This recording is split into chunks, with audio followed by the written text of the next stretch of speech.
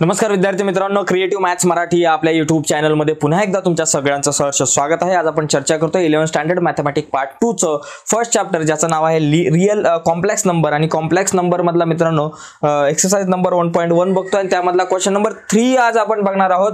या अगोदरच्या व्हिडिओमध्ये काही बेसिक इम्पॉर्टंट कन्सेप्ट या चॅप्टरवरचे आणि क्वेश्चन नंबर 1 आणि 2 आपण बघितलाय।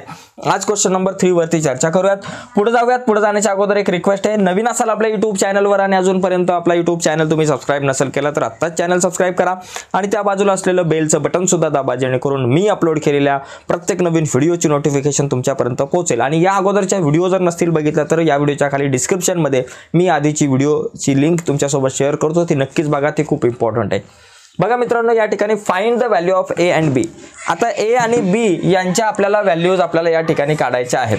तर इथे जर आपण बघितलं तर आपल्याकडे काय बाबा बघा, a + 2b a + 2b is equal to 2ai plus 2ai is equal to 4 + 6i। तर याला आपण काय करू बघा, या ठिकाणी जर आपण म्हटलं इथे बघा यामध्ये दोन साइड आहेत, इथे इक्वल टू चं साइन आहे राइट हँड साइड आणि लेफ्ट हँड साइड। याच्यामध्ये हा 2ai आणि इथं 6i हे दोघे जण जर आपण बघितलं तर ते कुठले पार्ट आहेत, इमॅजिनरी पार्ट आहेत। ओके, आणि इथं a + 2b आणि 4 हे दोघं जण कुठले पार्ट आहेत बाबा, रियल पार्ट आहेत। मग आता रियल पार्ट आणि इमॅजिनरी पार्ट यांना जर का आपण सेपरेटली लिहिलं, इक्वेटिंग बघा, equating real and imaginary part separately. Okay,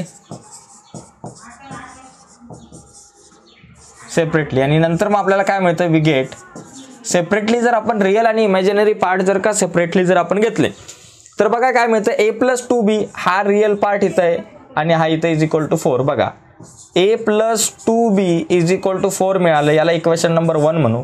आणि 2ai is equal to 6i। बरं का, या ठिकाणी 2ai is equal to 6i, 2ai is equal to 6i। आता यातला i गेला तर काय झालं, 2a इज इक्वल टू 6 राहिलं, म्हणजे a ची व्हॅल्यू आपल्याला मिळेल। मग a इज इक्वल टू काय झालं, 6 आपल्या जागेवर 2 मल्टिप्लाय इथं आले divided by a is equal to 2 3 जा 6 म्हणजे a इज इक्वल टू आलं 3। आता a ची व्हॅल्यू मिळाली, आता b ची व्हॅल्यू काढण्यासाठी आपण काय करू, ही जी a ची व्हॅल्यू 3 आहे हिला इक्वेशन नंबर 1 मध्ये ठेवू। मग इथं लिहायचं place a is equal to 3 in equation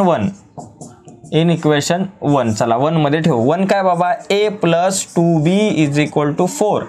a किती आहे बाबा, 3 + 2b is equal to 4। 2b आपल्या जागेवर 4 आपल्या जागेवर 3 प्लस आहे पलीकडे गेला -3 झाला। 2b इज इक्वल टू 4 - 3 1 आणि b इज इक्वल टू 1 आपल्या जागेवर 2 मल्टिप्लाय इथं आले divided by b is equal to 1/2। म्हणजे a इज इक्वल टू 3 आणि b इज इक्वल टू 1/2 अशा प्रकारे आपल्याला लिहावं लागेल। फक्त इथं लिहायचं equating real and imaginary part separately. Okay, separately लिहायचं आणि सेपरेटली लिहिल्यानंतर आपल्याला काय मिळतं ते बघा। ओके, आता यानंतर आपण पुढचा जो क्वेश्चन आहे पुढच्या क्वेश्चनकडे आपण वळूयात। बघा पुढचा क्वेश्चन बघू, अशाच प्रकारे आपल्याला त्याच्याकडे जायचं आहे पुढच्या क्वेश्चनकडे। पण इथे बघा, याला पहिलं इथे पण तेच करायचं आपल्याला। इथे पण पहिली गोष्ट रियल पार्ट आणि इमॅजिनरी पार्ट यांना आपण वेगवेगळा लिहू शकतो।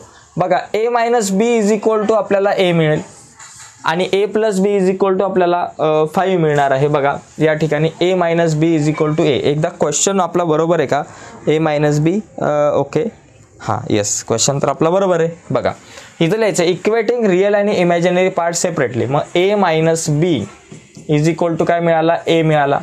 आता आपण काय करू, हा प्लस a - a दोघं जण कॅन्सल होतील, सॉरी हे a कॅन्सल होतील, a कॅन्सल झाले म्हणजे -b इज इक्वल टू तुम्हाला मिळाला 0, therefore b is equal to 0 इथं मिळाला। फक्त वरती लिहायचं बरं का, equating imaginary and real part separately. वाटलंच तर मी लिहून घेतो परत, म्हणजे गडबड नको आहे की नाही। Equating real and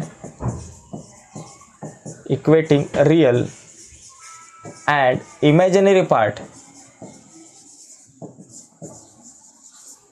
separately. Okay,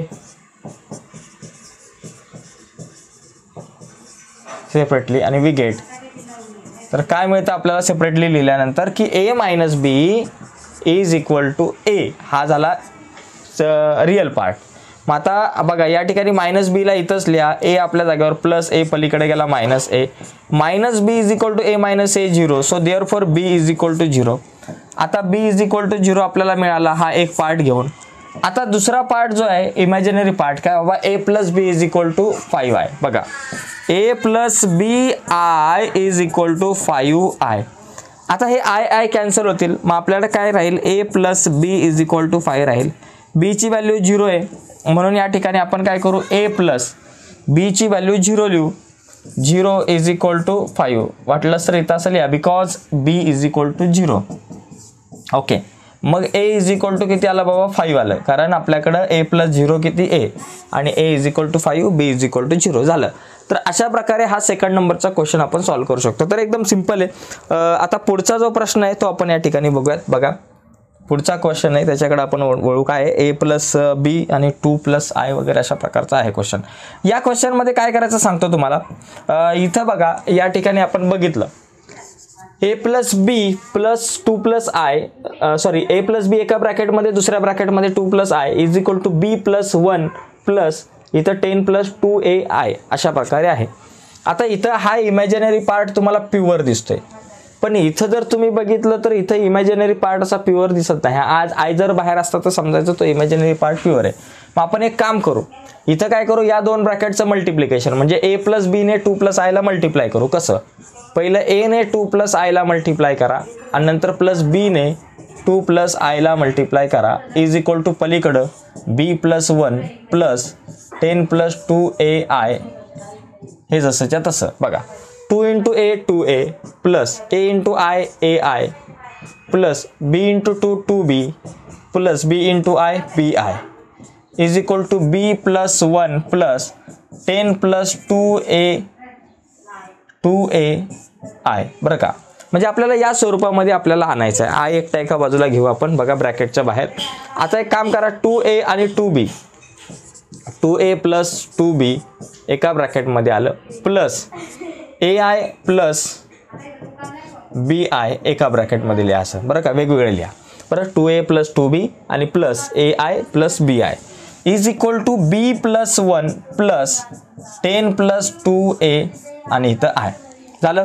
आता बघा 2a प्लस 2b एका इथं लिहिलं आपण आणि प्लस या दोघांमधून i कॉमन काढा. मग काय राहिलं a प्लस b राहिलं आणि दोघांमधून i कॉमन काढला बरोबर is equal to b plus 1 बरोबर. हा एक पार्ट आहे आपल्याकडे आणि प्लस 10 प्लस 2ai हा एक पार्ट आहे. मग आता आपल्याला काय करायचं equating real and imaginary part separately. Real आणि इमॅजिनरी पार्ट जर आपण सेपरेटली लिहिला तर बघा 2a plus 2b is equal to b plus 1 येईल बघा 2a plus 2b is equal to b plus 1 हा झाला. मग आता इथं आपण एक काम करू बीला अलीकडे घेऊ 2a आपल्या जागेवर प्लस 2b आपल्या जागेवर हा b प्लस इकडाला minus b is equal to 1 म्हणजे 2a प्लस 2b मधून एक b गेला b इज इक्वल टू 1 याला म्हणा इक्वेशन नंबर 1.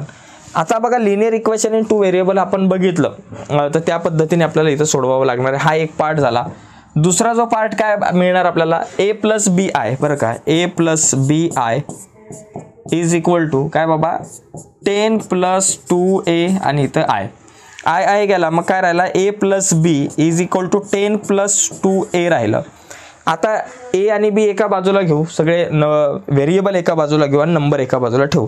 आता आपल्याकडं a आपल्या जागेवर जसाच्या तसा प्लस बघा इथं 2a प्लस आहे या ठिकाणी याला minus 2a a minus 2a आणि प्लस आपला हा b जसाच्या तसा आपल्या जागेवर आणि इज इक्वल टू 10 आपल्या जागेवर याला म्हणा नंबर 2 वगैरे म्हणा किंवा बघा असं करा a minus 2a minus a plus b is equal to 10 आपल्या जागेवर.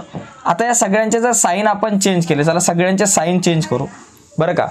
प्लस एचं आपण या ठिकाणी काय करा मायनस a प्लस बीचं मायनस b आणि प्लस 10चं मायनस 10 याला म्हणा इक्वेशन नंबर 2. आता या ठिकाणी आपल्याला जी दोन इक्वेशन्स मिळालेत एक मिळालं 2a plus b is equal to 1 हे इक्वेशन आणि a minus b is equal to minus 10 हे दुसरे इक्वेशन. ही दोन इक्वेशन सॉल्व्ह करून a आणि b च्या व्हॅल्यू काढायच्या 10th क्लासला आपण शिकलो होतो. आता यांना कसं सॉल्व्ह करायचं या दोन इक्वेशनची ॲडिंग केली तर plus b minus b cancel होईल. मग इथं लिहायचं equation number 1 plus equation number 2 करू ॲडिशन करू आपण दोघांची. बघा 1 काय बाबा 2a plus b is equal to 1 आणि इकडे काय a minus b is equal to minus 10 2a plus a किती झालं 3a plus b minus b गेले 1 - 10 - 9. ओके, ए आपल्या जागेवर -9 आपल्या जागेवर 3 मल्टिप्लाय इकडे आले divided by a is equal to 3 3 जा 9 मायनस ए म्हणून -3 म्हणजे ए ची व्हॅल्यू मला किती मिळाली बाबा -3 मिळाली. आता बी ची व्हॅल्यू काढू. मग बी ची व्हॅल्यू काढण्यासाठी काय करायचं, ही जी ए ची व्हॅल्यू आहे तिला काय करायचं, इक्वेशन 1 मध्ये ठेवा, 2 मध्ये ठेवा, जिथं पाहिजे तिथं तुम्ही ठेवा, बी ची व्हॅल्यू मिळेल. आपण काय करू, इक्वेशन 1 मध्ये ठेवू. Okay, place a is equal to -3 in equation number 1. चला, इक्वेशन 1 आपल्याकडे काय बाबा, 2a + b is equal to 1. 2a + b is equal to 1. 2 × a ची व्हॅल्यू काय बाबा, -3 + b is equal to 1. Okay, 2 3 जा 6 मायनस आहे म्हणून -6 + b is equal to 1. b आपल्या जागेवर 1 आपल्या जागेवर -6 पलीकडे गेले +6 झाले. Okay, so therefore b is equal to 1 + 6 किती झाले 7. म्हणजे आपल्याकडं ए ची जी व्हॅल्यू आहे ती -3 आली आणि बी ची व्हॅल्यू 7 आले. तर अशा प्रकारे हा जो क्वेश्चन आहे तो आपण सॉल्व्ह करू शकतो. ठीक आहे, तिसरा प्रश्न झालाय, जरासा मोठा होता पण ठीक आहे, याचा स्क्रीनशॉट घ्यायचा असेल तर घेऊ शकता. यानंतर आपण पुढे जाऊयात. बघा, प्रत्येक प्रश्न महत्त्वाचा आहे. एकंदरीत याच्यामध्ये अजून 2 प्रश्न आहेत आपल्यासाठी. ठीक आहे, बघूयात आपण सगळे प्रश्न या क्वेश्चन मधले आपण बघूयात. बघा, पुढचा जो प्रश्न आहे तो काय या ठिकाणी, हा बघा इथं पटकन आपण सॉल्व्ह करू शकतो हा प्रश्न. बघा, या ठिकाणी दिले ABI बरं का. आता इथं जर आपण नीट विचार केला, जर बघितलं तर इथं बघा याला काय म्हणणार आपण, 0 + ABI. ओके, बघा 0 + ABI is equal to 3a - b + 12i असं आपण या पार्टला लिहू शकतो. कारण इथं बघा एकटा इमॅजिनरी पार्ट दिलेला आहे. एकदा क्वेश्चन चेक करू, बरोबर आहे का. ओ गडबड आहे क्वेश्चनमध्ये, कुछ तो गडबड आहे. हां, 3ABI, हां बरोबर, हां बरोबर, क्वेश्चन एकदम बरोबर आहे. चला, आता याच्यात आपल्याला काय करता येईल बाबा, 3a - b is equal to 0. आता इमॅजिनरी आणि रिअल पार्ट जर एकत्र वेगळे लिहिले, इथं लिहायचं इक्वेटिंग इमॅजिनरी आणि real part separately. Equating real and imaginary part separately. Okay, part separately लिहिलं तर काय होईल बाबा, 3a - b is equal to 0 मिळेल आपल्याला. आणि हा एक पहिला मुद्दा, 3a - b is equal to 0. आणि 3a - b हे पलीकडे गेला +b वगैरे अशा स्वरूपामध्ये येईल. आणि ab इज इक्वल टू 12 आहे. अशा प्रकारे आपल्याला काहीतरी मिळेल.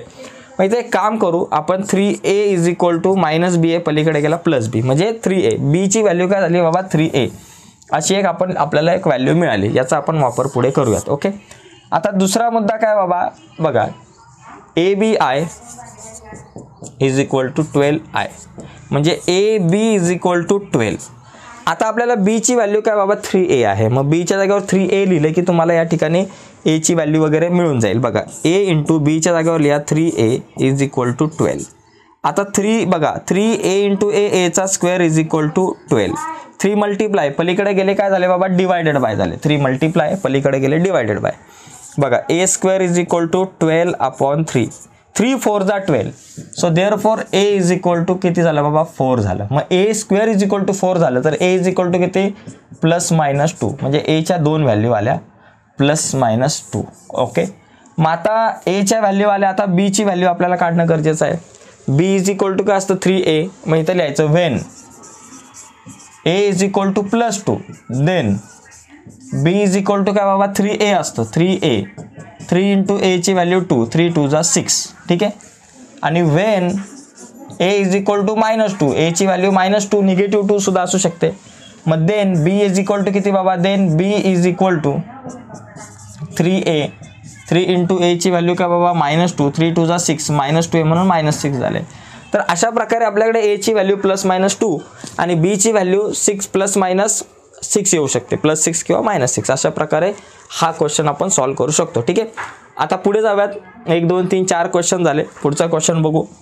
बघा, पुढचा जरासा वेगळा क्वेश्चन आहे. बघा, इथं जरा थोडीशी गडबड होऊ शकते या प्रकारे. तर बघा मित्रांनो, या प्रश्नाकडे जर आपण बघितलं तर इथे थोडं बघा, a + ib आहे ना, तर याला आपण असं करू, इथं दोन्ही बाजूंचं समजा क्रॉस मल्टिप्लिकेशन केलं किंवा बघा या ठिकाणी असं होईल, या दोघांचं जर मल्टिप्लिकेशन केलं किंवा असं करू आपण, याला a + ib लिहू म्हणजेच bi आणि इज इक्वल टू याला अपोजिट करू 1/3 - 2i अशा स्वरूपामध्ये सुद्धा आपल्याला लिहू शकतो. दोन्ही साईडचे आपण काय केलं, व्यस्त संख्या लिहिलं म्हणजे इनव्हर्स केलं. दोन्ही साईडचं आपण इनव्हर्स केलं. बरोबर. म्हणजे इथं 1/a+ib होतं. a+ib वर गेलं आणि डिवायडेड बाय 1 खाली आलं.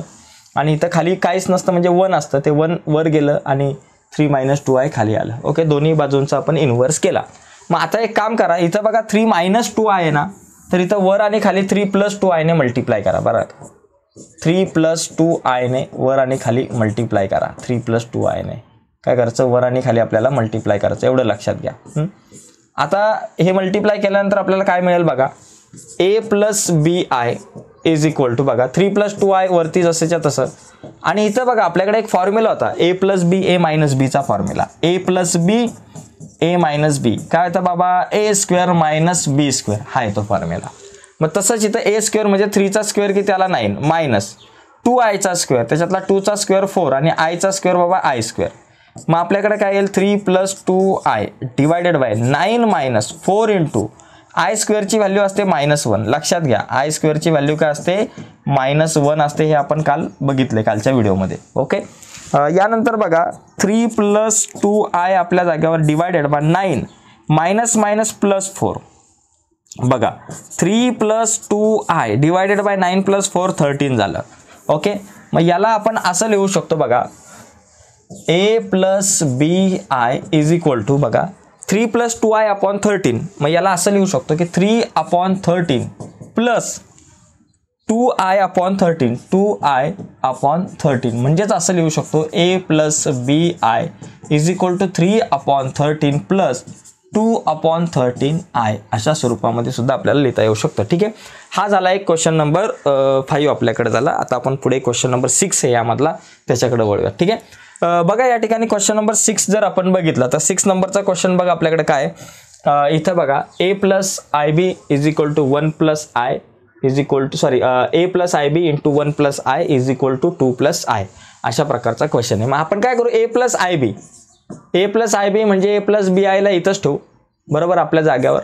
आणि इज इक्वल टू 2 + i आपल्या जाग्यावर. हा 1 + i मल्टिप्लाय इथं आला डिवायडेड बाय झाला 1 + i. ठीक आहे, आता आपण एक काम करू, खाली 1 + i आहे ना, तर वर आणि खाली काय करायचं 1 - i ने मल्टिप्लाय करायचं. वर आणि खाली कशाने मल्टिप्लाय करायचं 1 - i ने मल्टिप्लाय करायचं 1 - i ने. बघा आता ह्या दोघांचं मल्टिप्लिकेशन 2 + i आणि 1 - i आणि इथं 1 + i 1 - i. इथं काय करा, या ब्रॅकेटने दुसऱ्या ब्रॅकेटला मल्टिप्लाय करा. म्हणजे पहिलं 2 ने मल्टिप्लाय करा 1 - i ला आणि नंतर +i ने मल्टिप्लाय करा 1 - i ला. ओके, म्हणजे 2 × 1 - i आणि +i × 1 - i divided by 1 + i 1 - i म्हणजे a + b a - b म्हणजे a² - b². 1 चा स्क्वेअर 1 मायनस i चा square i². 2 × 1 2 minus 2 × i 2i. Okay, plus 1 × i 1i आणि minus plus minus minus i × i i चा झाला square divided by 1 आपल्या जागेवर minus i² ची व्हॅल्यू असते -1. मगाशी आपण बघितलं की बाबा i² इज इक्वल टू काय असतं -1 असतं. 2 आपल्या जागेवर इथं मायनस प्लस मायनस 2 मधून 1i गेला -i राहिला आणि i² ची व्हॅल्यू काय आहे मायनस आपल्या जागेवर आणि i² ची व्हॅल्यू असते -1 divided by 1 minus minus plus 1 झाले is equal to 2 - i minus minus plus 1 झालं डिवायडेड बाय 1 + 1 2 झालं. ठीक आहे, आता पुढे बघा a + bi is equal to काय झालं 2 + 1 3 झालं -i डिवायडेड बाय 2 आपल्या जागेवर. बघा आता a + bi याला तुम्ही असं लिहू शकता, हे 2 खाली येत मग इथं 3/2 आणि मायनस i/2 असं लिहू शकता. किंवा याला असं लिहिता येईल a + bi is equal to 3/2 minus 1/2i. मग इथं लिहायचं equating real and imaginary part separately असं जर लिहिलं तर आपल्याला a ची जी व्हॅल्यू आहे ती काय मिळते 3/2 मिळते आणि b ची जी व्हॅल्यू आहे ती काय मिळणार इथं मायनस आहे म्हणून -1/2 मिळते. तर अशा प्रकारे आपल्याला हा क्वेश्चन सॉल्व्ह करता येऊ शकतो. ठीक आहे, तर अशा प्रकारे तिसरा प्रश्न मित्रांनो आज आपण बघितलाय. तिसऱ्या प्रश्नामध्ये एकूण 6 क्वेश्चन होते तर ते सगळेचे सगळे क्वेश्चन आज आपण बघितलेले आहेत. पुढच्या व्हिडिओमध्ये आपण क्वेश्चन नंबर 4, 5 आणि त्या पुढचे प्रश्न बघण्याचा प्रयत्न करूयात. पुढची व्हिडिओ तुमच्यापर्यंत पोहोचावी असं वाटत असेल आणि अजूनपर्यंत तुम्ही आपला YouTube चॅनल सबस्क्राईब नसेल केला तर आत्ताच आपला चॅनल सबस्क्राईब करा आणि त्या बाजूला असलेलं बेलचं बटन दाबा, जेणेकरून आम्ही अपलोड केलेल्या प्रत्येक नवीन व्हिडिओची नोटिफिकेशन तुमच्यापर्यंत पोहोचेल. ओके मित्रांनो, बाय सर्वांना, धन्यवाद.